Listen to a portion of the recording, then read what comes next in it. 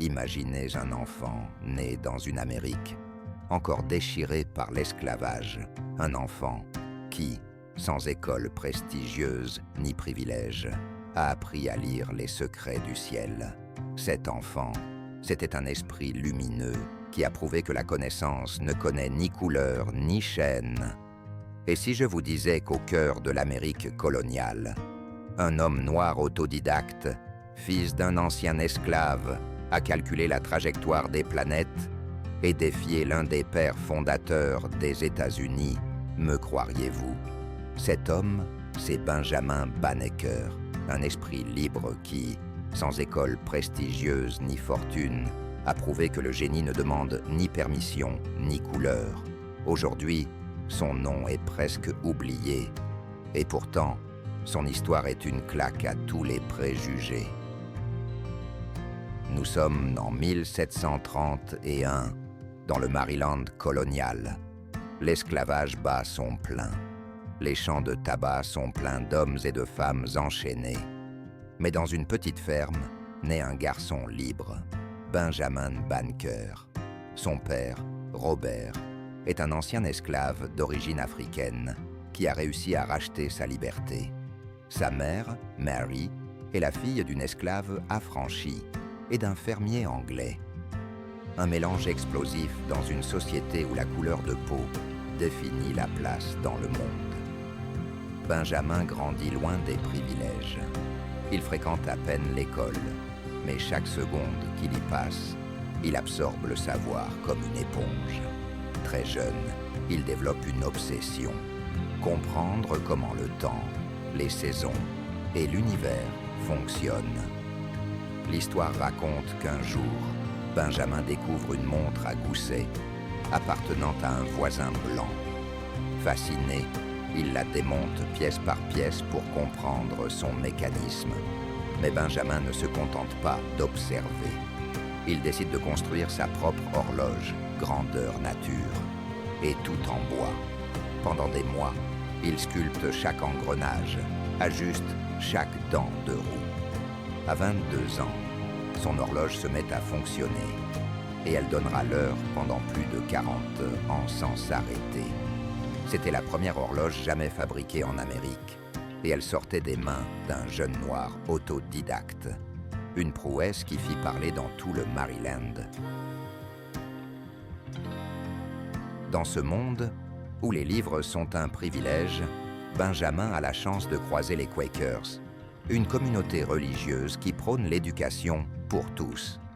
Ils lui donnent accès à des ouvrages de mathématiques, d'astronomie et de philosophie. Imaginez un jeune homme, sans école, dévorant des livres d'astronomie, comme les Principia de Newton, cherchant à comprendre les lois invisibles qui gouvernent l'univers.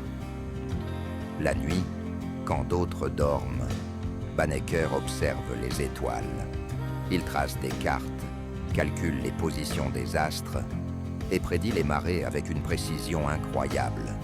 C'était son université à lui, le ciel comme tableau noir et la curiosité comme professeur. En 1791, son destin bascule.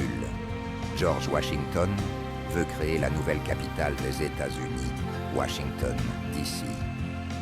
L'ingénieur français chargé des plans démissionne en plein milieu du projet. Qui vient à la rescousse?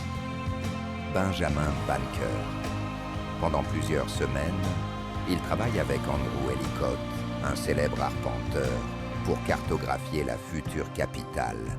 Sa mémoire phénoménale lui permet même de reproduire de tête les plans de l'ingénieur français après son départ. Un noir, fils d'ancien esclave, qui trace les fondations de la capitale des États-Unis. Vous voyez l'ironie historique. En 1791, Benjamin Banneker publie son premier almanach, un livre qui prédit les éclipses, les phases de la lune, les marées, et contient des conseils agricoles. Mais ce n'est pas qu'un almanach. Banneker y glisse des essais contre l'esclavage, des citations sur la liberté et des réflexions sur la condition humaine. Cet almanach devient un manifeste silencieux. Oui, un noir peut être un génie. Cette même année, Banneker ose un acte qui ferait trembler plus d'un homme. Il écrit à Thomas Jefferson, auteur de la Déclaration d'indépendance. Il lui dit en substance « Comment pouvez-vous proclamer que tous les hommes naissent égaux alors que vous gardez des esclaves ? Cette lettre est un pavé dans la mare. » Jefferson répond avec respect, reconnaissant le talent et l'intelligence de Banneker. Mais l'histoire retiendra que Banneker a été l'un des premiers Noirs à défier publiquement un père fondateur sur la question de l'esclavage.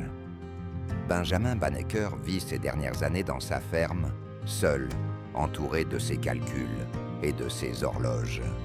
Mais comme si le destin voulait effacer son génie, le jour de ses funérailles, un incendie détruit sa maison, emportant ses manuscrits et ses instruments. Beaucoup se demandent, était-ce un accident? Ou voulait-on effacer la mémoire d'un homme qui dérangeait? Nous ne le saurons jamais.